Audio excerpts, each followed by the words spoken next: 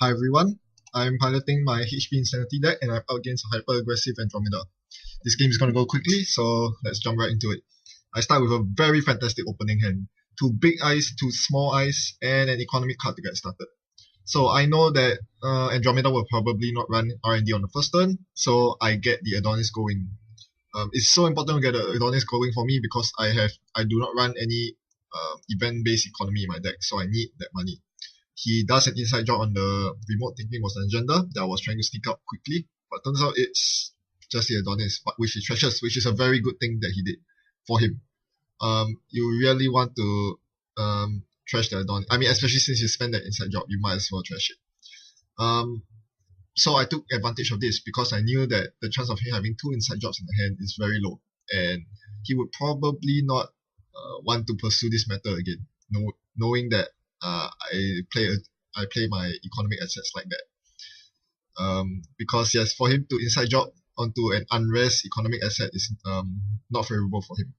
So he installs R&D interface and runs on R&D instead, getting one agenda, and I score one of my own, and I get to rest two pieces of ice. It's not the biggest pieces of ice, but it does effectively keep him out of R&D and HQ. The problem is because I spend those on my two important centrals that leaves archives open for him, he got DNA PD as a result. But I'm not too concerned about that because he is set back by 4 credits.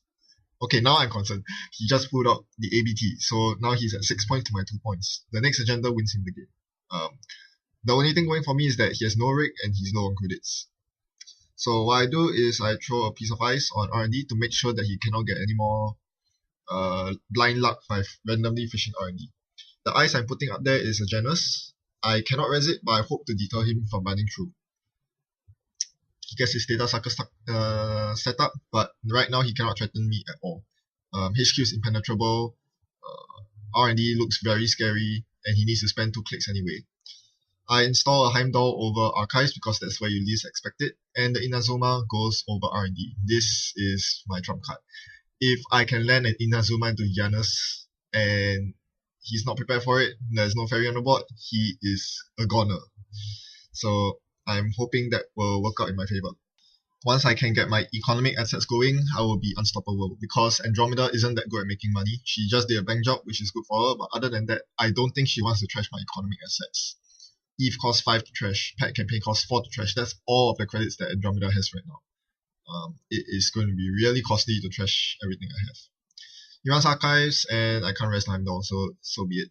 But I'm definitely resing the Pet Campaign and the Eve campaign at the end of my turn, at the start of my turn, and this gives me a good amount of drip economy. Now I'm daring her to trash it. She has to trash it. If she doesn't, eventually my Inazuma to Janus combo will open up, and that is where I can really show off the power of my brain damage deck. So I'm still getting rather lucky on agendas, but maybe it's because he stole all of them. I'm not seeing any of them in my hand. He sneaked those into my hand, and thankfully I don't have any agendas in hand because otherwise he would just close the game right now. So yes, a bit of luck here, but then again he really stole 3 2-pointers worth of agendas in the first few turns. So, well, it's even Steven, I guess.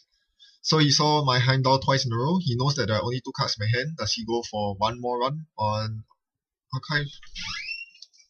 Looks like he doesn't. He takes the credit and passes the turn back to me. And what I do is to get more money. And now he attacks R&D. I show him the Inazuma, which means he cannot get through. I really wish I had enough to rest at Janus to deal 4 brain damage, but no I don't. So he just ends the run after hitting the end run on the Elite. I draw into a Sentinel Defense program which really worries me because after resting that Inazuma, I have no credits left to rest the Heimdall on Archives. If he runs my hand through Archives, I'm toast. But he doesn't know this. Thankfully he doesn't. So he draws a card. I'm not too concerned about his data sucker yet. As long as he doesn't have the breakers to pair with it, it means nothing to me. Alright, so I summon the Jackson, and I power draw, hoping to find more economic assets, better ice, etc. And more importantly, to dump all the agendas away. I joined the chairman hero, which is not really what I want to see at this point in time. It's basically a 2-pointer for the runner that does nothing for me. Yeah, what a waste of 5 influence. But well, you never know. It might work out someday. Anyway, this calls for me to shuffle stuff back into R&D. And he inside jobs my R&D. I am 2 credits short of raising that Giannis. Oh man, I so want to raise it, but I can't. So he gets access. And he will see 1 card. Is that the card that loses me the game?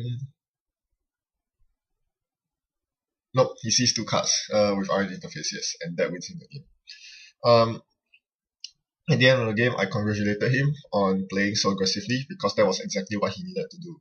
He knew that his window for stealing agendas and winning the game was closing very fast because I was getting my eyes on the centrals up, and they were extremely horribly taxing. He saw the Heimdall in my hand. He knew that I was playing big eyes and that he would have very little opportunity to recover once I got set up. So he had to throw all his last ditch efforts at me. Inside jobbing and R&D sounds like a stupid move, but when you're seeing 2 cards and you're on match point, it really isn't that bad after all. And of course, it worked out for him. In some games, you simply can't just sit back and build up your rig. It would just be too unviable to get through servers. If he had run more with Sneak Door Beta at the right time, he would have found agendas, which would have also won him the game. So never ever underestimate the power of running with Sneak Door Beta. It can net you so many agendas, and the corp can't really defend against it. Thanks for watching. Happy net running.